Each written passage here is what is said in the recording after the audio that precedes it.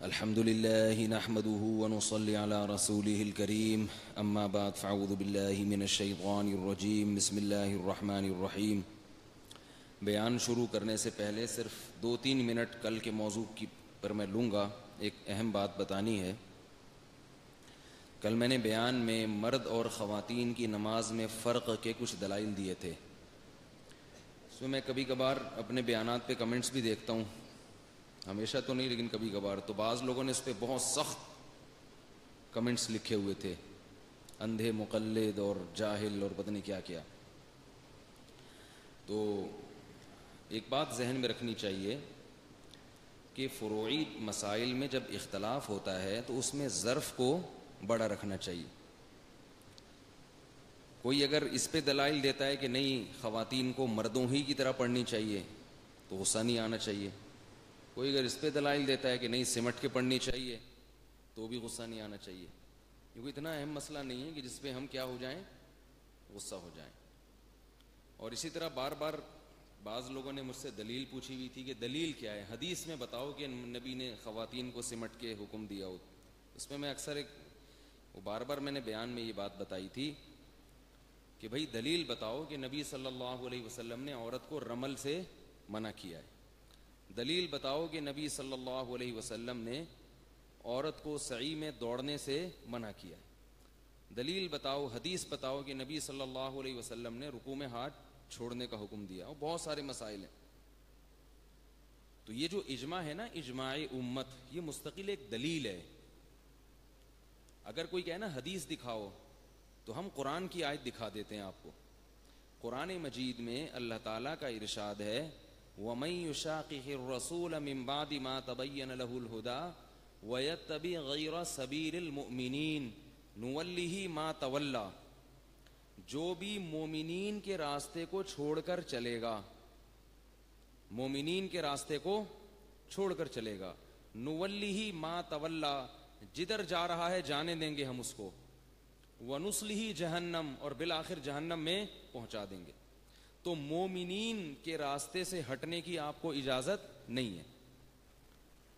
کسی بھی دور میں تمام کے تمام مومنین اگر کسی ایک مسئلے پر جمع ہو گئے، کسی بھی دور میں ایک سیکنڈ کے لیے بھی، تو وہ حجت قطعیہ بن جاتا ہے، بالکل پکی ڈھکی حجت۔ اب اگر کوئی بھی دور مسلمانوں میں ایسا آیا ہو کہ اس دور میں پوری امت کے علماء کا کسی مسئلے میں ایک ہی فتویٰ ہو اور اس کے مخالف فتویٰ اس دور میں موجود نہ ہو، تو ایک سیکنڈ کے لیے بھی ایک دور اگر ایسا آ گیا تو اب اس مسئلے میں قیامت تک تبدیلی نہیں ہو سکتی، کیونکہ وہ مومنین کا راستہ بن گیا ہے۔ اسی طرح نبی صلی اللہ علیہ وسلم نے فرمایا میری امت گمراہی پہ جمع نہیں ہو سکتی۔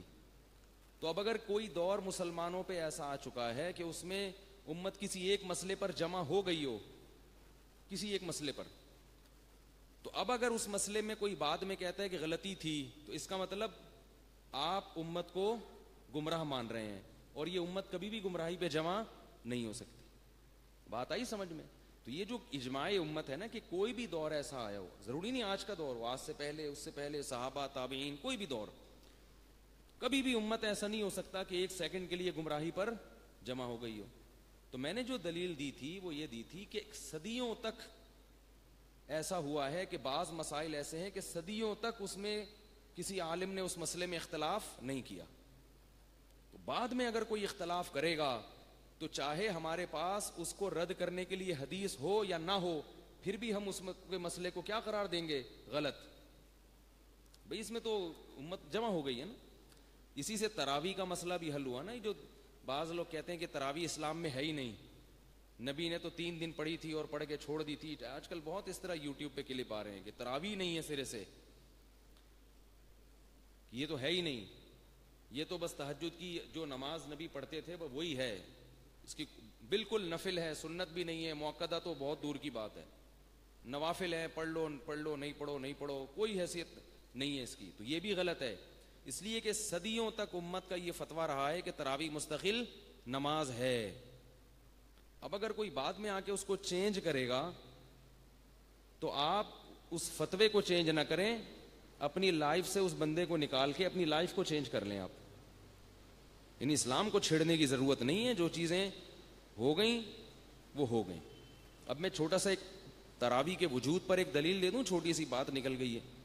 اکثر جو دلیل دی جاتی ہے نا تراویح کے بارے میں نے کل کلپ سنا کسی متجدد صاحب کا, پروفیسر صاحب کا, اور اس طرح کے کلپ آج کل مارکیٹ میں بہت آ رہے ہیں. اب لوگ نا مشکوک ہو رہے ہیں, پتہ نہیں ہم جو کر رہے ہیں وہ اچھا بھی کر رہے ہیں کہ غلط کر رہے ہیں. یعنی ابھی تو ہونا یہ چاہیے کہ عبادت کی طرف لوگوں کو لاؤ, جو نہیں آ رہے ان کو ترغیب دو, جو آ رہا ہے وہ ایسے بیانات سن کے وہ کہے گا پتہ نہیں میں کیا کر رہا ہوں. تو یہ نئی نئی چیزیں لائی جا رہی ہیں اور لوگوں کو عبادت سے ہٹایا جا رہا ہے. تو یہ جو دلیل دی جاتی ہے کہ رسول اللہ صلی اللہ علیہ وسلم نے تو تراویح پڑھی نہیں ہے, یا وہ تو 3 دن پڑھی تھی اور چھوڑ دی, یہ تو حضرت عمر نے ایک نئی چیز شروع کی تھی, اور حضرت عمر نے اس کو بدعت کا نام بھی دیا تھا. نعمت البدعۃ ھذہ, کیا خوبصورت بدعت ہے, یعنی نئی چیز ہے.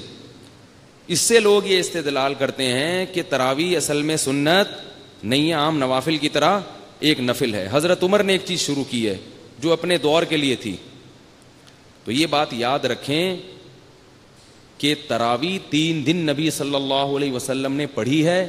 کتنی رکعتیں پڑھی ہیں اس کا کسی صحیح حدیث میں ذکر نہیں ہے. آئی بات سمجھ میں؟ یہ جو حدیث میں آتا ہے نا کہ نبی صلی اللہ علیہ وسلم رمضان میں اور غیر رمضان میں 8 رکعتوں سے زیادہ نہیں پڑھتے تھے, اس کا تراویح کی نماز سے کوئی تعلق نہیں ہے. کیونکہ حضرت عائشہ یہ نبی کا عام معمول بتا رہی ہیں. بخاری کے جو حدیث ہے, نبی کا عام معمول یہ تھا کہ 8 رکعتیں پڑھا کرتے تھے, چاہے رمضان ہو یا غیر رمضان. تراویح تو آپ نے صرف 3 دن پڑھی ہے, اس کو اس حدیث میں چھیڑا ہی نہیں گیا ہے. بات آ رہی ہے سمجھ میں؟ اس کا تذکرہ ہی نہیں ہے. دوسری بات یہ کہ خود یہ حدیث دوسری حدیثوں کے بھی خلاف ہے, بخاری کی حدیث, کیونکہ حدیث سے ثابت ہے کہ نبی صلی اللہ علیہ وسلم نے تہجد میں 8 سے زیادہ رکعتیں بھی پڑھی ہیں. اور یہ بھی حدیث سے, صحیح حدیث سے ثابت ہے کہ نبی صلی اللہ علیہ وسلم کان یجتہد فی رمضان ما لا یجتہد فی غیرہ. رمضان میں آپ صلی اللہ علیہ وسلم رات کے وقت میں جتنی عبادت کرتے تھے عام معمول میں اتنی نہیں کرتے تھے, عام معمول سے زیادہ ہوتی تھی عبادت. تو اس حدیث سے بھی یہ حدیث ٹکرا رہی ہے. تو یہ کیسی بات ہے کہ آپ ایک حدیث کو لے رہے ہو اور دوسری کو چھوڑ رہے ہو؟ اس حدیث سے کیا پتہ چلتا ہے کہ رمضان میں رکعتوں کی تعداد زیادہ ہوتی تھی. تو یا تو دونوں حدیثیں ٹکرا رہی ہیں تو دونوں کو استدلال مت کرو, یا پھر ایک سے کر رہے ہو تو دوسرے سے کیوں نہیں کر رہے. تو جب رمضان میں نبی زیادہ عبادت کر رہے ہیں, اس کا مطلب عام دنوں میں اگر 8 ہو رہی ہیں تو رمضان میں 8 سے زیادہ ہو رہی ہیں. آپ یہ کہہ سکتے ہیں کہ رمضان میں بھی 8 تھی مگر لمبی تھی. یہ اس لیے غلط ہے کہ حضرت عائشہ نے جب نبی کی سنت بیان کی ہے نا عام دنوں میں کہ 8 رکعتیں پڑھتے تھے, تو فرمایا فلا تسأل عن حسنہن وطولہن, اتنی لمبی ہوتی تھی اور اتنی خوبصورت ہوتی تھی کہ پوچھو مت مجھ سے. تو پتا چلا کہ عام دنوں میں نبی کی وہ رکعتیں بہت لمبی ہوتی تھیں. تو اب رمضان میں کیا ہوگا کہ رکعتیں لمبی نہیں ہوں گی بلکہ رکعتوں کی تعداد زیادہ ہو جائے گی. آئی بات سمجھ میں؟ یہ قرینہ ہے اس پر. اور پھر اس پر ایک اور قرینہ یہ ہے کہ نبی نے جب 3 دن پڑھنے کے بعد چھوڑی تو حضرت عمر نے شروع کی ہے. بعض لوگ یہ کہتے ہیں حضرت عمر نے اس کو ابتدا اس کی حضرت عمر نے کی ہے, یہ بھی غلط ہے. یہاں سے یہ دیکھو, میں اس لیے بتا رہا ہوں, یہ جو آج کل کلپ آ رہے ہیں نا شارٹ, یہ بڑی گڑبڑ کرتے ہیں. کہیں نہ کہیں سے جان کر, بعض تو جان کر رہے ہوتے ہیں, ان کو تو بٹھایا ہی تخریب کالی کے لیے گیا ہے کہ امت میں توڑ پیدا کرو. اور بعضوں کے پاس علم میں تعمق نہیں ہے, گہرائی نہیں ہے. علم سرسری بہت ہے, حدیثوں کے نمبر بھی یاد ہیں اور یہ بھی, لیکن گہرائی نہیں ہے. تو یہ کہا جاتا ہے کہ حضرت عمر نے شروع کیا ہے. حضرت عمر نے شروع نہیں کیا. حدیث میں آتا ہے کہ حضرت عمر جب مسجد میں آئے تو لوگ ٹولیوں کی شکل میں نماز پڑھ رہے تھے. اس کا مطلب یہ کام پہلے سے ہو رہا تھا. اور یاد رکھو, صحابہ قطعاً کوئی ایسا کام اپنے طور پہ نہیں کر سکتے جس کا محمد صلی اللہ علیہ وسلم سے ثبوت نہ ملتا ہو. آپ یہ کہہ سکتے ہیں کہ وہی تہجد کی نماز تھی تو صحابہ جماعت سے پڑھ رہے تھے ٹولیوں کی شکل میں. تو عام دنوں میں کوئی تہجد کی نماز جماعت سے ٹولیوں کی شکل میں پڑھے تو وہ بدعتی کہلائے گا کہ نہیں کہلائے گا؟ اسے کہا جائے گا کہ نبی صلی اللہ علیہ وسلم نے تو تہجد گھر میں پڑھی ہے، اس میں اگر کوئی ایک دو افراد جماعت میں شریک ہو گئے تو ہو گئے، باقاعدہ جمع نہیں ہوا۔ اسی طرح مسجد میں بھی آپ صلی اللہ علیہ وسلم اگر کوئی مسجد میں تہجد پڑھنا چاہتا ہے تو کنارے پہ کھڑا ہو جائے، پڑھ لے، ایک دو آدمی اس کے ساتھ ہو جائیں۔ تو یہ رمضان میں کیوں اہتمام ہو رہا ہے؟ رمضان کے علاوہ تو نہیں پڑھتے تھے اس طرح، رمضان میں مسجد میں جمع ہو کے کیوں پڑھ رہے ہیں؟ یہ اس کی علامت ہے کہ صحابہ پہلے سے اس عمل کو کیا سمجھتے تھے؟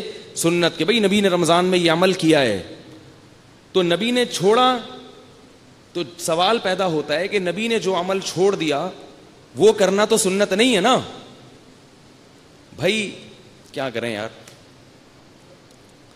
بھائی نبی نے 3 دن پڑھ کے چھوڑ دی تو وہ عمل تو سنت نہیں بنا نا۔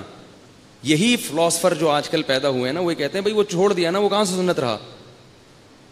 تو بات یہ ہے کہ نبی نے چھوڑنے کی وجہ بیان کی تھی کہ تم پہ فرض نہ ہو جائے۔ صحابہ یہ سمجھتے تھے کہ اصل میں نبی اس کو مشروع کرنا چاہتے ہیں، لیکن اس خوف سے چھوڑی ہے کہ امت پہ فرض نہ ہو جائے۔ نبی کے دنیا سے جانے کے بعد فرضیت کا اندیشہ ختم ہو گیا، لہذا صحابہ نے اس کو زندہ کر لیا۔ اب صحابہ کی فہم یہ ہے کہ یہ باقاعدہ نئی سنت ہے، اور آج کے 15ویں صدی کے پروفیسروں کی فہم یہ ہے کہ باقاعدہ سنت نہیں ہے۔ تو کس کی فہم کو ترجیح دو گے بھائی؟ صحابہ کی، کیونکہ نبی سے جب پوچھا گیا نا کہ 73 فرقے ہوں گے، جنتی کون ہے، تو نبی نے یہ نہیں فرمایا کہ جو دلائل میں زیادہ مضبوط دلائل دے، جو قرآن و حدیث کی آیتوں سے بڑا ٹیکنیکل استدلال کرے، نہ فرمایا ما انا علیہ و اصحابی، جو میرے اور صحابہ کے طریقے کو فالو کرے گا دیکھ لینا، بس زیادہ پنچایتوں میں جانے کی چندہ ضرورت نہیں ہے۔ بات کو لوگ گھمائیں گے بیٹھ کے، ادھر سے دلیل لے گا، کوئی ادھر سے دلیل لے گا، اٹھا کر سب کو کنارے پہ رکھ دینا۔ انہیں صحابہ نے کیا کیا بھائی؟ صحابہ نے تو رات کو پڑھی ہے یہ نماز باقاعدہ اہتمام کے ساتھ، ٹولیوں کی شکل میں پڑھی ہے۔ ٹولیوں کی شکل میں اس لیے پڑھتے تھے کہ جس کو جس قاری کی آواز اچھی لگتی تھی وہ اس کے پیچھے کھڑا ہو جاتا تھا۔ عام دنوں میں ایسا نہیں ہوتا تھا، اہتمام نہیں ہوتا تھا، انفرادی جزوی طور پر تو عام دنوں میں بھی ہو سکتا ہے، اہتمام نہیں ہوتا تھا۔ تو ہم بھی تو تراویح کے اہتمام کو سنت کہتے ہیں۔ حضرت عمر نے کیا کیا ہے؟ حضرت عمر نے کہا کہ یہ سارے متفرق طور پہ کھڑے ہوئے ہیں، کوئی ادھر کوئی ادھر، کیا ہی اچھا ہو کہ یہ ایک امام پہ جمع ہو جائیں۔ تو یہ وہ کام تھا جو اس سے پہلے نہیں ہوا تھا، ابو بکر کے دور میں نہیں ہوا تھا، اس لحاظ سے یہ نیا کام تھا۔ تو اس لحاظ سے حضرت عمر نے اس کو بدعت کہا، کیونکہ بدعت ایک اصطلاحی ہوتی ہے، ایک ٹرم ہے کہ دین میں کوئی ایسا کام کرنا جو سنت نہ ہو لیکن اس کو سنت سمجھ کے کرنا، یہ وہ بدعت ہے جو حرام ہے۔ اور ایک ہے کہ اس لغوی اعتبار سے بدعت، کہ ایسا کام جو اس سے پہلے نہیں تھا، گو کہ نبی کے دور میں تھا مگر اب جو میں کر رہا ہوں نا اس سے پہلے نہیں تھا، ابو بکر کے دور میں ایک امام پہ لوگ جمع نہیں تھے، اس لحاظ سے اس کو بدعت کہا ہے، ورنہ حقیقی معنوں میں یہ بدعت نہیں ہے، کیونکہ یہ شریعت کے مزاج کے زیادہ قریب ہے۔ اسلام اجتماعیت کو زیادہ پسند کرتا ہے۔ جب جماعت مشروع ہو گئی تو پھر ایک امام کے پیچھے ہونی چاہیے نا، 2 4 جماعتیں نہیں ہونی چاہیے، کیونکہ نبی نے جب 3 دن تراویح کی نماز پڑھی ہے وہ ایک امام تھے اور باقی سارے کیا تھے؟ مقتدی تھے۔ تو اسی سنت کو زندہ کیا حضرت عمر نے۔ بات آ رہی ہے سمجھ میں کہ نہیں آ رہی؟ نہیں آئی میرا خیال ہے۔ تو اب یہ عمل کیا بن گیا؟ سنت۔ اور خود نبی صلی اللہ علیہ وسلم کا ارشاد ہے، علیکم بسنتی و سنت الخلفاء الراشدین المہدیین، میری اور خلفائے راشدین کی سنت کو لازم پکڑو۔ آ گئی بات سمجھ؟ اور پھر یاد رکھو، خلفائے راشدین میں سے کسی سے اگر کہیں بھی ذرہ برابر بھی غلطی ہوئی ہے نا تو صحابہ نے معاف نہیں کیا۔ اس سے کم درجے کے مسائل تھے جس میں صحابہ کھڑے ہو جاتے تھے۔ اجتماعی طور پر کسی بدعت کو قبول کر لیں یہ تو تصور ہی پیدا نہیں ہوتا، اس سے کم مثالیں ملتی ہیں۔ حضرت عمر نے ایک دفعہ خطبہ دیا کہ 400 درہم سے زیادہ عورت کا مہر نہیں ہوگا، بہت زیادہ مہر عورتیں لے رہی ہیں، اس سے نکاح مشکل بن رہا ہے۔ ایک عورت کھڑی ہوئی، اس نے حضرت عمر سے کہا کہ اللہ قرآن میں ارشاد فرماتے ہیں، ان آتیتم احداہن قنطارا فلا تأخذوا منہ شیئا، اللہ قرآن میں کہتے ہیں کہ بیوی کو ایک سونے کا پہاڑ بھی دے دیا ہو تو واپس لینے کی اجازت نہیں ہے. اب دیکھو یہ آیت حضرت عمر کے موقف کے خلاف نہیں تھی. اس میں تو یہ ہے نا کہ اگر بالفرض دے دیا ہو تو طلاق کے بعد واپس نہیں لے سکتے. اس میں یہ تو نہیں ہے کہ اتنا مہر دینا چاہیے کہ نہیں دینا چاہیے, اس پہ تو بحث نہیں ہے. لیکن اس کے باوجود جیسے ہی یہ آیت سامنے آئی حضرت عمر فوراً رک گئے اور فرمایا اخطأ رجل واصابت امرأۃ, عورت نے صحیح کہا اور مرد نے غلطی کر لی. میں اپنا قانون کیا کرتا ہوں, فوراً واپس. ایک عورت نہیں چھوڑتی تھی. کیا عمر, اللہ نے تو کہا کہ سونے کا پہاڑ ہو, اس کا مطلب دے سکتے ہو پہاڑ. تو جب اللہ اجازت دے رہا ہے تو آپ کیوں عورتوں کے حقوق پر پابندی لگا رہے ہیں؟ اور اس کی کئی مثالیں ہیں. حضرت عمر نے کہا نبی صلی اللہ علیہ وسلم نے جو حج تمتع کیا تھا, ایک سفر میں حج بھی اور عمرہ بھی, حضرت عمر کا خیال یہ تھا کہ یہ نبی کی اس کے ساتھ خاص ہے, نبی کی خصوصیت ہے. عام آدمی کو اس کی اجازت نہیں ہے, جو باہر سے آئے گا وہ صرف حج کرے گا, عمرہ ساتھ میں نہیں کرے گا. اجتہاد تھا یہ ان کا. ان کے بیٹے نے ماننے سے منع کر دیا. کسی نے کہا کہ حضرت ابن عمر نے فتویٰ دیا کہ آپ حج عمرہ ساتھ کر سکتے ہیں. تو کسی نے کہا کہ آپ کے والد کا تو فتویٰ یہ ہے کہ نہیں کر سکتے. انہوں نے فرمایا امر ابی نتبع ام امر رسول اللہ, میں اپنے باپ کی مانوں یا رسول اللہ کی مانوں. کیسے عجیب انداز سے رد کر دیا اس کو. صحابہ رد کر رہے ہیں, بیٹے رد کر رہے ہیں. حضرت عمر نے حضرت حذیفہ کو کہا, حضرت حذیفہ نے یہودی عورت سے شادی کر لی. حضرت عمر نے خط لکھا کہ اس کو طلاق دے دو, یہودی عورت سے شادی کر رہے ہو. انہوں نے فرمایا نہیں دوں گا طلاق, کیونکہ اللہ نے اس کو میرے لیے کیا کیا ہے, حلال کیا ہے. قرآن میں کتابی عورت سے نکاح حلال ہے, کتابی عورت سے نکاح حلال ہے, تو میں کیوں طلاق دوں؟ یہ تو حلال ہے. حضرت عمر نے پھر وضاحت نامہ جاری کیا کہ میں حرام نہیں سمجھتا, مجھے ڈر ہے کہ یہ فاحشہ نہ ہو. یہ کیا ہوگی؟ فاحشہ. اور لوگ تمہیں دیکھ کے تمہاری اقتدا کریں گے کہ یار حذیفہ نے کی تو ہم بھی کریں, ہم بھی کریں. پھر عیسائی یہودی عورتوں سے شادیاں شروع ہو جائیں گی, مسلمانوں کا کلچر خراب نہ ہو جائے. اب یہ ایک اجتہاد تھا, تو مطلب یہ کہ میں قرآن کے حکم کو حرام نہیں کر رہا. اس کے باوجود حضرت حذیفہ نے طلاق نہیں دی. فرمایا جب تک یہ ثابت نہ کر دو کہ یہ حرام ہے میں طلاق نہیں دوں گا. حرام ہونا ثابت کرو. پھر کچھ وقت کے بعد خود ہی دے دی طلاق. لوگوں نے پوچھا اس وقت دے نہیں رہے تھے. انہوں نے فرمایا اگر اس وقت دیتا لوگ سمجھتے کہ ان کے حکم کی وجہ سے دے رہا ہوں, اب میں اپنی مرضی سے دے رہا ہوں. صحابہ اتنے اس معاملے میں حساس تھے کہ نہیں ماننی. تو اتنی لمبی نمازیں باقاعدہ اتنی بڑی جماعت کے ساتھ حضرت عمر نے شروع کر دی. اس کو حضرت ابو بکر, حضرت عثمان بھی مان رہے ہیں, حضرت علی بھی مان رہے ہیں, عبداللہ بن مسعود بھی مان رہے ہیں, اور عبداللہ بن عمر بھی مان رہے ہیں, انس بن مالک بھی مان رہے ہیں, حضرت ابو ہریرہ بھی مان رہے ہیں, معاذ بن جبل بھی مان رہے ہیں, جابر بن عبداللہ بھی مان رہے ہیں, ابو درداء رضی اللہ عنہ بھی مان رہے ہیں. اور یہ لوگ پوری دنیا میں پھیل چکے تھے, نہ صرف مان رہے ہیں بلکہ اپنی اپنی مسجدوں میں اس تراویح کو جاری بھی کر رہے ہیں. پھر اگر کوئی آج 15ویں صدی میں کوئی محقق, کوئی پروفیسر کہتا ہے کہ تراویح کا کوئی ثبوت نہیں ہے, تو آپ بولو کہ بھائی آپ کی بات ہم تسلیم کرنے کے لیے تیار نہیں ہیں. وہ کتنے ہی دلائل دے, بولے بھائی بہت اچھے دلائل. یہ دلائل ایک پیپر پہ لکھیں اور پرچہ کس کو کھلا دیں؟ یاد رکھو نا, یہ کس کو کھلا دیں؟ بکری کو کھلا دیں. آپ بکری کو کھلا دیں. سمجھ گئے؟ بعض لوگ یہ کہتے ہیں کہ حضرت عمر خود کیوں نہیں پڑھتے تھے تراویح؟ حضرت عمر جب مسجد میں آتے خود کیوں نہیں پڑھتے؟ تو بھائی جماعت کا احیاء سنت ہے, ہر ایک کے لیے خود تراویح پڑھنا سنت مؤکدہ نہیں ہے. حضرت عمر خود حافظ تھے, اور حضرت عمر کے ایک قول سے پتہ چلتا ہے کہ وہ رات کے آخری حصے میں پڑھتے تھے. تو رات کے آخری حصے میں اگر تراویح پڑھی جائے تو زیادہ افضل ہے, وہ تہجد میں مدغم ہو جائے گی. تہجد کا بھی, کیونکہ تہجد کا اصل وقت کیا ہے؟ رات کا آخری حصہ. تو اس میں کوئی بھی نفل پڑھی جائے تو وہ خود بخود کیا بن جاتی ہے؟ تہجد. یہ جو نوافل ہے نا, ان میں تداخل ہوتا ہے, تداخل. ایک ہی نفل میں کئی نیتیں خود بخود ہو جاتی ہیں. جیسے آپ جب مسجد میں آئے تو آپ نے ابھی ابھی وضو کیا, آپ 2 رکعتیں پڑھیں تو وہ تحیت المسجد بھی بن جائیں گے اور تحیت الوضو بھی بن جائیں گے. سمجھ رہے ہو نا؟ وہ صلاۃ الحاجت بھی بن جائیں گے. تو یہی تراویح کھینچ کے لے گئے تہجد تک. تو تہجد کیا ہے؟ رات کے آخری حصے میں نماز پڑھنا. تو پڑھ لی نا نماز. تو حضرت عمر جو کرتے تھے, اس لیے کہ وہ خود حافظ قرآن تھے, اور فقہاء نے مسئلہ بیان کیا ہے کہ جو حافظ ہو اس کے لیے افضل یہ ہے کہ وہ الگ تراویح میں اپنا قرآن مکمل ختم کرے. سنتے وہ لوگ ہیں جو خود پڑھ نہیں سکتے. تبھی تو صحابہ کرام, اس کی بھی دلیل ہے نا کہ صحابہ کرام کو جو اچھا قاری نظر آتا تھا اس کے پیچھے پڑھتے تھے. قاری کہتے اس کو تھے جو حافظ بھی ہو, سمجھ رہے ہو؟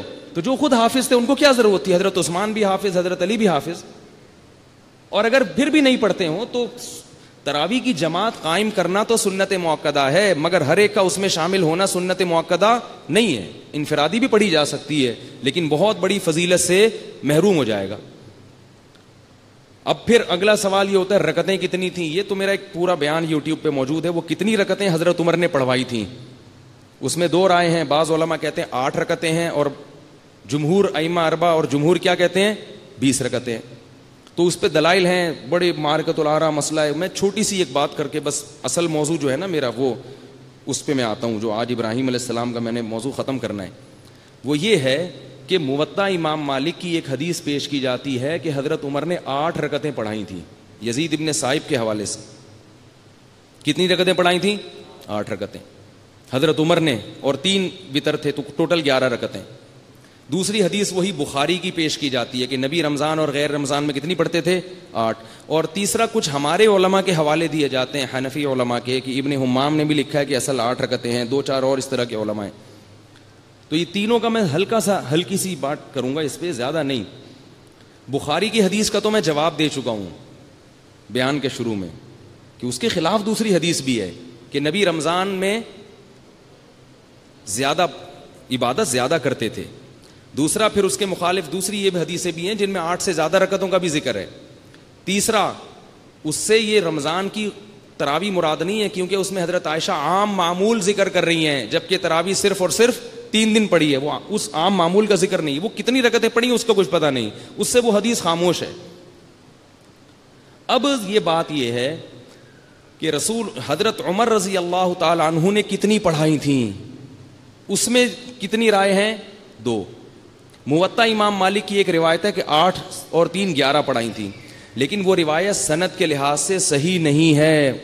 اس پر پوری تحقیق میرا ایک بیان ہے, 20 رکعت تراویح کا مسئلہ یوٹیوب پہ موجود ہے, وہ آپ پوری تحقیق وہاں دیکھ سکتے ہیں. وہ روایت سند کے لحاظ سے ضعیف نہیں ہے, مشاہدے کے بھی خلاف ہے, وہ تواتر عملی کے بھی خلاف ہے. دوسری ایک روایت ہے جو مرسل ہے, اس میں ہے 20 رکعتیں پڑھائی تھیں. کتنی؟ لیکن وہ روایت ہے مرسل. مرسل کہتے ہیں وہ روایت جس میں تابعی صحابی کے واسطے کو حذف کر کے ڈائریکٹ نسبت کر دے اوپر کی طرف, یعنی اس کو بیان کرنے والے جو راوی ہیں انہوں نے حضرت عمر کا دور نہیں دیکھا, لیکن وہ بیان یہ دیتے ہیں کہ حضرت عمر نے کتنی رکعتیں شروع کروائی تھیں؟ 20. اب لوگ اس پر اعتراض کرتے ہیں کہ یہ حدیث ایسی ہے کہ مرسل ہے, یعنی اوپر سے ایک راوی گرا ہوا ہے اس میں, لہذا یہ قابل قبول نہیں ہے. تو یہ بات 2 وجہ سے غلط ہے. ایک تو اس لیے کہ مرسل حدیث علی الاطلاق اس کو رد کرنا یہ درست نہیں ہے, کیونکہ تراویح کا مسئلہ اتنا مشہور تھا کہ بعض دفعہ راوی اس مشاہدے کی بنیاد پر جو پوری دنیا میں چل رہا ہے, اور خبر اتنی مشہور ہو چکی ہے, کیونکہ مصنف ابن ابی شیبہ میں, مصنف عبدالرزاق میں درجنوں روایتیں ہیں جن میں 20 رکعت تراویح کا ذکر ہے جو اس زمانے میں رائج تھیں. تو راوی بعض دفعہ اس اعتماد پر اوفل راوی کا نام حذف کر دیتا ہے کہ مجھے اس کے تذکرے کی ضرورت نہیں ہے, یہ بات مشہور اور معروف ہے. یہی وجہ ہے کہ اس حدیث کی بنیاد پر علامہ ابن تیمیہ رحمۃ اللہ علیہ نے بھی یہ کہا ہے کہ حضرت عمر نے 20 رکعتیں شروع کروائی تھی. حالانکہ ابن تیمیہ تو حدیث کے بہت بڑے امام تھے, انہوں نے بھی اس روایت کو رد نہیں کیا, انہوں نے بھی اس روایت کو رد نہیں کیا. اور بڑے بڑے علامے جو حدیث کے بڑے بڑے امام گزرے ہیں انہوں نے بھی اس کی بیس پر کیا کہا ہے کہ کتنی شروع کروائی تھیں؟ 20. اور اگر آپ ان دونوں روایتوں کو نہ مانیں, آپ کہنا 8 والی کو وہ بھی ضعیف ہے اور یہ 20 والی بھی ضعیف ہے, میں دونوں کو نہیں مانتا, تو دونوں کو نہیں مانے آپ. اب ہمارے پاس کیا رہ جاتا ہے؟ تواتر عملی. اگر یہ 20 سنت نہیں ہے تو جب امت میں 20 شروع ہوئی تھی, حالانکہ اصل تو 8 تھیں, جس دن 20 شروع ہوئی پوری دنیا میں اس دن اس امت کے علماء نے احتجاج کیوں نہیں کیا؟ محمد بن قاسم جب ہندوستان میں آئے تھے تو صرف تلوار لے کے آئے تھے یا تراویح کی نمازیں بھی لے کر آئے تھے؟ مصر میں جب اسلام گیا تھا تو صرف تلوار گئی تھی یا تراویح کی نمازیں بھی گئی تھیں؟ سعودیہ میں جب اسلام آیا تھا تو صرف تلوار تھی یا اس کے ساتھ تراویح کی نمازیں بھی تھیں؟ سعودیہ سے مراد مکہ مدینہ کے علاوہ جب پھیلا اسلام. تو ہم ماضی میں جتنا چلتے چلے جاتے ہیں، ماضی میں ہمیں کیا ہوتا ہے کہ 8 رکعتیں غائب ہوتی نظر آئیں گی. اور پوری دنیا میں علامہ شامی نے تو لکھا ہے 150 سال پہلے کہ پوری دنیا میں اس وقت کتنی رکعتیں ہو رہی ہیں، مکہ میں، مدینہ میں، دمشق میں، شام میں، مصر میں، ترکی میں، ہر جگہ. اور حرم تو اس کا جیتا جاگتا ثبوت ہے، حرمین. سعودی عرب کے ایک عالم ہیں مدینہ یونیورسٹی کے، شیخ عطیہ سالم، مدینہ یونیورسٹی کے پرنسپل تھے وہ. انہوں نے ایک کتاب لکھی ہے التراویح اکثر من 1000 عام، 1000 سال سے زیادہ تراویح. انہوں نے لکھا ہے کہ حضرت عمر کے دور سے لے کر اب تک مسجد حرام اور مسجد نبوی میں 20 رکعتوں سے کم 1 رکعت بھی نہیں ہوئی. یہ جو آج شیخ حذیفی اور دوسرے امام مسجد نبوی میں 20 پڑھ رہے ہیں، اس کے اگر ماضی میں آپ چلتے چلے جائیں تو پوری 1400 سال کے عرصے میں ایک رمضان بھی ایسا نہیں ہے جہاں کہیں 8 ہوئی ہوں. کیونکہ اگر حضرت عمر نے 8 پڑھی ہوتی تو 8 رکعتوں سے اگر اس کے بعد کسی نے 2 یا 4 بھی بڑھائی ہوتی مسجد نبوی میں تو فوراً اس پہ آبجیکشن ہو جاتا، اور اتنا مضبوطی سے امت اس کو نہیں تھامتی. تو اس تواتر عملی کی بنیاد پر چاروں اماموں کا فتویٰ ہے کہ تراویح کم سے کم کتنی رکعتیں ہیں؟ 20 رکعتیں. اور یہ چاروں امام مختلف علاقوں میں رہنے والے تھے. اگر یہ ایک ہی جگہ ہوتے نا تو ہم کہتے انہوں نے آپس میں بیٹھ کے تراویح پر ڈسکس کیا ہوگا اور ان سے رائے میں غلطی ہو گئی اور ان سب نے اپنی اپنی تحقیق نہیں کی ہوگی، کسی کی تحقیق سے متاثر ہو کر چاروں نے اتفاق سے بھی اس کا فتویٰ دے دیا ہوگا. امام مالک تھے مدینہ میں، امام احمد بن حنبل کا علم زیادہ تر جو حاصل کیا بصرہ سے، امام ابو حنیفہ کوفہ اور امام شافعی مکہ. تو مکہ بھی، مدینہ بھی، بصرہ بھی، کوفہ بھی، وہ چاروں کس کا فتویٰ دے رہے ہیں کہ سنت کتنی ہے؟ 20. تو پھر بھائی یہ تو بہت ہی واضح بات ہے. تو پھر آپ یہ کہیں کہ وہ ایک روایت میں اس کا تذکرہ، وہ ایک روایت میں، تو یہ جو امت کا جو ایک سلسلہ چلا آ رہا ہے نا اس سے کیا ہو جائیں گے آپ؟ ہٹ جائیں گے. تو اس لیے پھر بھی میں بار بار کہتا ہوں کہ دیکھو دوسرے مخالف کی بات کو سننے کا بھی تحمل رکھو. اگر کوئی 8 رکعتوں پہ دلائل دے رہا ہے تو ہم بھی سن لیتے ہیں، غصہ نہیں کرتے، کوئی کمنٹس نہیں کرتے. علماء جہاں بھی ہو قابل احترام ہے، چاہے وہ 8 والے ہوں چاہے وہ 20 والے. جو لوگ 8 رکعتیں پڑھتے ہیں میں ان کی نیتوں پہ کبھی شبہ نہیں کرتا. میں یہ کہتا ہوں بھائی ان کی سمجھ میں یہی عمل آ رہا ہے، یہ اس کو سنت سمجھ رہے ہیں، تو اگر واقعی ایسا ہے تو انشاءاللہ اس پہ بھی ان کو ثواب ملے گا. نبی صلی اللہ علیہ وسلم نے فرمایا اذا اجتہد المجتہد فإن اصاب فلہ اجران وإن اخطأ فلہ اجر واحد. کہ اگر کوئی اجتہاد کرے، مجتہد جو اہل ہو، عوام کو نہیں، جو علماء ہیں اجتہاد کے قابل ہیں، صلاحیت ہے ان میں، وہ جب کسی مسئلے پہ غور و فکر کر کے رائے قائم کرتے ہیں، اگر وہ درست نتیجے تک پہنچتے ہیں تو 2 اجر ملتے ہیں، اگر غلط نتیجے تک پہنچتے ہیں تو بھی ان کو 1 اجر ملتا ہے، کیونکہ ان کے بس میں یہی تھا. تو بعض لوگ ایسے ہیں جن کو اتنا ہی سمجھ میں آ رہا ہے کہ نہیں بھی 8 ہی ہیں. تو اب اگر واقعی وہ ان کے دل میں یہ سمجھ میں آ رہا ہے اور ان کو ہمارے دلائل سمجھ میں نہیں آ رہے تو بھائی پھر ہم یہ دعویٰ نہیں کرتے کہ اللہ ان کو اس بیس پہ جہنم میں اٹھا کے پھینک دیں گے یا وہ دائرہ اسلام سے خارج ہیں. ایسا نہیں ہے. کوئی بات نہیں، سن لیں، ٹھیک ہے نا، گالیاں نہ دیں کمنٹس میں، ٹھیک ہے، جاہل، مفتی، مقلد، اندھا، فلانا، پتہ نہیں کیا کیا. ایسے یہ طرز عمل صحت کے لیے نقصان دہ. تو دلائل کا جواب ہوتا ہے تو ٹھیک ہے، نہیں ہوتا تو بھائی جیسے پڑھ رہے ہو پڑھتے رہو. اب سعودی عرب سے لوگوں کے میرے پاس کالز آتی ہیں کہ ریاض میں 8 رکعتیں ہو رہی ہیں تو ہم کیا کریں. میں یہ نہیں کہتا یہ جاہل گمراہ امام ہٹ جاؤ یہاں سے. میں کہتا ہوں اس 8 ان کے پیچھے پڑھ لو، باقی 12 گھر جا کے پڑھ لو. تو ان کے پیچھے پڑھ لو تاکہ کچھ تو ہو نا. Some thing is better than nothing. کچھ نماز تو جماعت سے ہو. تو اگر ہم ان کو گمراہ کہہ رہے ہوتے یا یوں کہہ رہے ہوتے کہ یہ حدیث کے منکر ہیں یا یہ سمجھتے نہیں ہیں بات کو اور نکل پڑتے ہیں رات کو، یہ اس طرح کے لوگ ہیں، تو ہم یہ کہتے ہیں کہ بھائی پڑھو ہی نہیں. قادیانی کے پیچھے پڑھنے کی اجازت دیتے ہیں ہم؟ رافضیوں کے پیچھے پڑھنے کی اجازت دیتے ہیں؟ نہیں دیتے. اسی طرح ہم اس طرح کے لوگوں کے پیچھے بھی نہیں پڑھنے دیتے، صحابہ کو حجت ہی نہیں مانتے. تو لیکن اگر یہ تو نا اختلاف رائے کا کیا کریں، تحمل کریں. تو اس لیے ہمیں اس پر پورا اطمینان ہے کہ جو خلفائے راشدین کی سنت تھی جس کو پوری دنیا میں رائج کیا اسی دور میں، وہ کتنی رکعتیں تھیں؟ 20 رکعتیں تھیں. اور نبی نے بار بار صحابہ کو فالو کرنے کا ہمیں حکم دیا ہے. سمجھ رہے ہو؟ ہاں تراویح سنت مؤکدہ ہے.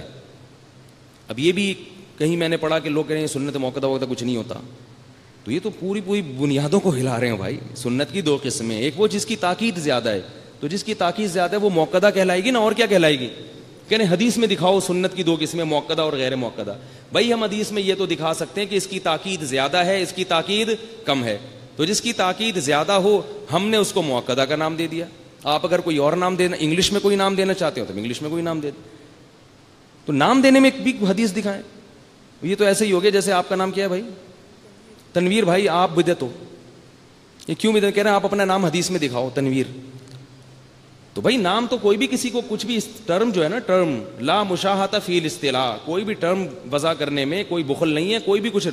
بعض لوگ یہ بھی کہتے ہیں کہ یہ واجب کہاں سے نکالا, وطر واجب ہوتے ہیں کہاں سے نکالا. کل میں کسی پروفیسر صاحب کا بیان سن رہا تھا یوٹیوب پہ, انہوں نے کہا یہ واجب کچھ نہیں ہوتا, صرف فرض ہوتا ہے اور نفل ہوتی ہے, بس واجب کچھ نہیں ہوتا. بھائی وطر ایک ایسی نماز ہے جو فرض تو نہیں ہے, کیونکہ نماز فرض کتنی ہے؟ 5, لیکن اس کے چھوڑنے کی اجازت بھی نہیں ہے. حضرت علی سے کسی نے پوچھا کیا میں وطر پڑھوں یا چھوڑ دوں؟ انہوں نے فرمایا کہ یہ ایسے فرض تو نہیں ہے جیسے فرض نماز, لیکن تمہارے نبی کی یہ سنت ہے, لا ينبغی لأحد ان یترکہ, کسی کے لیے کیونکہ یہ سیاق و سباق بتا رہا ہے کہ تمہیں ترک کرنے کی اجازت نہیں ہے. یہاں لا ينبغی کا لفظ اسلاف کی زبان میں وجوب کے معنی میں استعمال ہوتا تھا کہ لازم ہے, کیونکہ اگر یہ حضرت علی چھوڑنے کی اجازت دے رہے ہوتے تو پتہ کیا کہتے کہ فرض نہیں ہے, لہذا چاہو تو پڑھو چاہو تو چھوڑ دو. انہوں نے فرمایا لا ينبغی, لا ينبغی. اسی سے امام ابو حنیفہ نے کیا ایک اصطلاح وضع کر لی کہ بھائی ہمیں کچھ عبادتیں ایسی ملتی ہیں جو فرض تو نہیں ہے, لیکن ایسا بھی نہیں ہے کہ وہ بہت ہی ہلکی ہوں. تو اس کے لیے امام ابو حنیفہ نے پبلک کو سمجھانے کے لیے ایک ٹرم وضع کر لی, اس کو واجب کا نام دے دیا. تو یہ اصطلاح ہے بھائی. تو اب وطر کو ہم کہتے ہیں کہ بھائی چھوڑنا جائز نہیں ہے, لیکن اگر چھوڑ دی تو ایسا نہیں ہوگا جیسے فرض نماز چھوڑ گئی آپ سے. تو واجب سے کم درجہ ہوتا ہے سنت مؤکدہ کا, وہ تراویح ہے. فجر کی 2 سنتیں ہیں, ظہر کی 4 سنتیں ہیں, یہ سنت ہیں مگر ان کی تاکید عام سنتوں سے زیادہ. اس کو فقہا کہتے ہیں کہ ہماری ٹرم میں, ہماری اصطلاح میں سنت مؤکدہ اس سنت کو کہا جائے گا جس کو محض سستی اور کاہلی اور اس بیس پہ چھوڑنا کہ سنت ہی تو ہے, تو ایسا آدمی قابل ملامت ہے. یہ نہیں کہا کہ گنہگار ہوگا, فرمایا قابل ملامت ہے اور گناہ کا خطرہ ہے. خطرہ ہے کہ نبی نے اہتمام کیا, صحابہ کرام نے اہتمام کیا, اس کو رائج کیا, اور آپ اس کو بالکل اہمیت ہی نہیں دیتے. چلو جماعت سے نہیں پڑھتے, اپنے طور پہ پڑھ لیں, تھکاوٹ بھی نہیں ہے, طبیعت میں نشاط بھی ہے, بالکل آپ اس کو اڑائے چلے جا رہے ہیں, تو قابل ملامت ہے. ایسے آدمی کو ملامت کی جائے گی, بھائی صاحب رمضان ہے بھائی, کچھ تو خیال کرو. ہم یہ تھوڑی کریں گے ڈنڈے ماریں گے اس کے سر پہ, ہم کیوں نہیں آ رہا بھائی؟ ڈنڈے تو فرض نماز چھوڑنے والے کے سر پہ مارے جائیں گے, لیکن ہم نہیں ماریں گے, حکومت مارے گی. تو تراویح چھوڑنے والے کے سر پہ ڈنڈے نہیں مارے جائیں گے, اس کو تانا دیا جائے گا, یار رمضان ہے یار کچھ خیال کرو. تو بس ہم بھی یہی کہہ رہے ہیں نا. لیکن اس پہ بھی پروفیسر صاحب ہیں, انہوں نے پورا مولویوں کے خلاف ایک کلپ بنا دیا, پتہ نہیں کہاں سے نکالی تراویح, سنت مؤکدہ کہاں سے نکالے, کچھ بھی نہیں ہے. تو ملامت ہے, تو ملامت میں یہی ہے کہ ممبر پہ بیٹھ کے امام صاحب بھی تانا دے سکتے ہیں, بھائی کیا کر رہے ہو, کیوں نہیں پڑھ رہے. آئی بس ہمیں, جیسے فجر کی 2 سنتیں چھوڑ دو, بلا وجہ چھوڑ دو, تو قابل ملامت ہے یا نہیں ہے. تو اب یہ مسئلہ سمجھنے کہ تراویح سنت مؤکدہ ہے, کبھی اگر چھوٹ جائے کبھی کبھار تو کوئی حرج نہیں ہے. چھوڑنے کا معمول بنانا یہ غلط ہے. کبھی تھکاوٹ ہے یا سفر ہے, بعض دفعہ ایسے ہوتا ہے تھکے ہوئے آئے ہیں, بالکل اٹھا ہی نہیں جا رہا, پولیس بلوانی پڑے گی ان کو اٹھانے کے لیے, تو ایسی صورت میں چھوڑنے کی گنجائش ہے. لیکن ایک بات یاد رکھو, یہ جو سنت مؤکدہ ہیں یہ یا تراویح ہے خاص طور پر, جو پڑھتا ہے وہ پڑھتا ہے, جو چھوڑتا ہے وہ نہیں پڑھتا. تجربہ یہ ہے, درمیان والا طبقہ میں نے اپنی زندگی میں نہیں دیکھا کہ میں تو کچھ پڑھ لوں گا کچھ چھوڑ دوں گا پھر 2-4 دن میں غائب. کیونکہ نبی صلی اللہ علیہ وسلم کی سنت یہ تھی کہ آپ صلی اللہ علیہ وسلم جب کسی کام کو کرتے تھے تو کیسے کرتے تھے, دل جمی کے ساتھ. تو اگر ہمت کر کے آپ نے کہا نا پورے رمضان میں پابندی سے پڑھوں گا تو پڑھ لو گے, اگر یہ کہا کہ چھوڑنے کی بھی اجازت ہے پڑھنے کی بھی اجازت ہے, تو چھوڑنے والا کام زیادہ ہوگا, پڑھنے والا شروع میں تھوڑا ہوگا, وہ بالکل ہی غائب ہو جائے گا, پھر 27ویں رات کو تھوڑا سا دوبارہ ہو جائے گا, ٹھیک ہے نا, بس اتنا ہی ہوگا. اس لیے جب صحابہ نے اس کا اہتمام کیا پابندی کے ساتھ تو پھر آپ بھی پابندی سے کے ساتھ کریں. ٹھیک ہے نا. خاص طور پہ وہ لوگ جن کو قرآن یاد نہیں ہے, ان کو تو قرآن سننے کا تراویح میں موقع مل رہا ہے, وہ تو پورے سال اس طرح سے قرآن نہیں سن سکتے بھائی, وہ تو یہ موقع ہاتھ سے ضائع نہ جانے دیں. تو اب یہ سمجھ میں آ گیا تراویح کا مسئلہ. اور یہ جو پھر بھی میں بار بار کہتا ہوں, لڑو نہیں اللہ کا واسطہ. جو 8 پڑھ رہا ہے نا وہ بھی ہمارے لیے قابل احترام ہے, اور ہم 8 والوں سے بھی کہتے ہیں کہ ہم کو بھی انسان کا بچہ سمجھو. آئیے ہم بھی مسلمان ہیں, نبی صلی اللہ علیہ وسلم کا کلمہ پڑھتے ہیں, ہمیں کافر مشرک قرار مت دو. یہ گزارش ہی کر سکتے ہیں, باقی گورنمنٹ کی طرف سے کوئی پابندی نہیں ہے, کوئی کسی کو بھی کسی بھی وقت دائرہ اسلام سے نکال سکتا ہے. میرے جب لوگ فون پہ خون چوستے ہیں نا, بار بار کہتے ہیں اس نے یوں کہا, اس نے یوں کہا, آپ بتائیں. میں نے کہا بھائی اس لیے اس نے کہا کہ گورنمنٹ کی طرف سے اس کو ایسا کہنے پر کوئی پابندی نہیں ہے. اب ایک خاتون کا فون آیا, میرے میاں نے مجھے یوں کر کے طلاق دی ہے, میرے میاں نے دی ہے, بتائیں میں کیا کروں. میں نے کہا اس لیے دی ہے, مجھے ڈانٹ رہی ہیں. ٹھیک ہے نا. جب بار بار میں نے کہا بھائی وہ انہوں نے اس لیے دی ہے کہ گورنمنٹ کی طرف سے کوئی پابندی نہیں ہے ان پر, دے دی. اب مسئلہ یہ کہ دینے کے بعد پوچھیں کہ اب کیا ہے, ہو گئی کہ نہیں ہو گئی. اس کا غصہ میرے اوپر کیوں نکالا جا رہا ہے بھائی. تو لوگ عجیب ہم سے جو ہے نا, وہ ایک بہت موٹے آدمی کا انتقال ہو گیا. اب اس کے بچے جنازے کی چارپائی لے کے جا رہے ہیں, تو وہ بھاری تھا تو کوئی کندھا ہی نہیں دے رہا. اب وہ لوگوں سے کہہ رہا ہے بھائی اس کو کندھا تو دو. تو جس کو بھی کہتا ہے نا کندھا دو, وہ کہتا ہے میں نے تھوڑی مارا ہے, میں نے تھوڑی مارا ہے اس کو بھائی جو میں اس کو کندھا دوں. تو آپس میں محبت سے رہیں. چلتا ہے یہ 8-20 یہ چلتے رہیں گے اختلافات. یہ ختم پتہ ہے کب ہوں گے؟ حضرت عیسیٰ علیہ السلام جب آئیں گے تو یہ سارے اختلافات کیا ہو جائیں گے, یا تو ہم 8 پہ آ جائیں گے, ٹھیک ہے, یا وہ کس پہ آ جائیں گے, 20 پہ آ جائیں گے. تو یہ ختم ہو جائیں گے. تو اس سے پہلے ہم جو کام انہوں نے کرنا ہے ہم کیوں کریں. ہم تو یہ کوشش کریں گے بھئی جو ہماری سمجھ میں آ رہا ہے ہم تو اس کو فالو کریں گے. اللہ تعالیٰ سمجھنے کی عمل کی توفیق عطا فرمائے. وقت پورا ہو گیا ہے میرا خیال ہے. پھر میں ابراہیم علیہ السلام کا واقعہ کل بیان کروں گا تفصیل کے ساتھ, آج یہی موضوع رہنے دیں. اب میں یہ فروعی مسائل نہیں چھیڑوں گا زیادہ, کیونکہ یہ رمضان کا مقدس مہینہ ہے, اس میں ہمیں گناہوں سے توبہ کرنی ہے. قرآن میں کتنی آیتیں آ رہی ہیں, انبیاء کے واقعات آ رہے ہیں, ابراہیم علیہ السلام کا, اور آگے پھر یوسف علیہ السلام کا, پھر جو ہے سلیمان علیہ السلام, داؤد علیہ السلام. وہ سارے واقعات ہمارے دل بنانے کے لیے کہ اللہ کی محبت پیدا ہو جائے. آج ہم نے موسیٰ علیہ السلام کا سورہ طٰہٰ میں واقعہ پڑھا, بڑا دل نشیں واقعہ اللہ نے بیان کیا کہ کیسے اللہ نے حضرت موسیٰ کو پالا ہے, کیسے ان کو فرعون کے پاس بھیجا ہے. تو یہ باتیں ہیں جو ہمیں رمضان میں کرنی چاہیے تاکہ ہمارا دل نرم ہو, ہمارے دل میں اللہ کی محبت پیدا ہو, ہم سے گناہ چھوٹ جائیں, ہم پورے سال عبادت کے لائق بن جائیں. تو آج میرا خیال ہے اتنا کافی ہے.